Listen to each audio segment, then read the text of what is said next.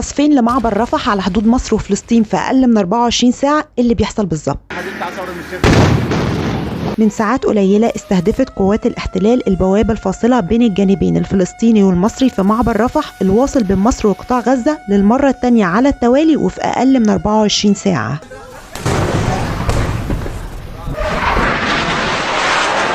واللي تسبب في إعادة إغلاق المعبر بعد القصف الجديد اللي حصل النهاردة بعد ما كان مفتوح الصبح جزئيا بعد قصف امبارح. وبالمناسبة القصفين استهدفوا الموقع نفسه وكان بيتم استقبال الحالات الإنسانية من خلاله بعد استعدادات وزارة الصحة المصرية وتجهيز غرف طوارئ في محيط سيناء للمصابين من الشعب الفلسطيني. ولكن بعد القصف اللي حصل من شوية المعبر اتقفل تاني وجدل واسع وقلق وخوف كبير بعد دعوات الاحتلال لسكان غزة للتوجه لمصر والهجرة لسيناء. ده غير إعلان إسرائيل صراحة إنها تقصف أي مساعدات من مصر لغزة مع تحذيرات من مصادر مصرية رفيعة المستوى من دفع الفلسطينيين العزل تجاه الحدود المصرية، مؤكدة إن دعوات النزوح من قطاع غزة كفيلة بتفريغ القطاع من سكانه وتصفية القضية الفلسطينية على حد وصفهم. عتيم كبير وغياب واضح للحقيقة والرؤية، تساؤلات مهمة من رواد السوشيال ميديا عن الرد المصري على القصف والتعدي السافر على مصر والمصريين واللي بيعتبر انتهاك واضح للمعاهدة اللي بيننا وبينهم. كلام عن بدء المخطط الخبيث لاستيلاء الاحتلال على قطاع غزة، تهجير أهالي غزة لسيناء المصرية، جدل واسع ومحدش عارف حقيقة اللي بيحصل. هل الأصح فتح مصر المعبر رفح للفلسطينيين في غزة وإلا نكون بنشارك في مذبحة وكارثة إنسانية في حق إخواتنا الفلسطينيين، ولا ما نفتحوش ونقفله في وشهم بحجة إنه لو اتفتح غزة هتكون اليهود وسينا للفلسطينيين وتضيع القضية الفلسطينية؟ دعاءات إن في إصرار غريب ومن أطراف مشكوك في أمرها لفتح معبر رفح مع ادعاءات بوجود معابر أخرى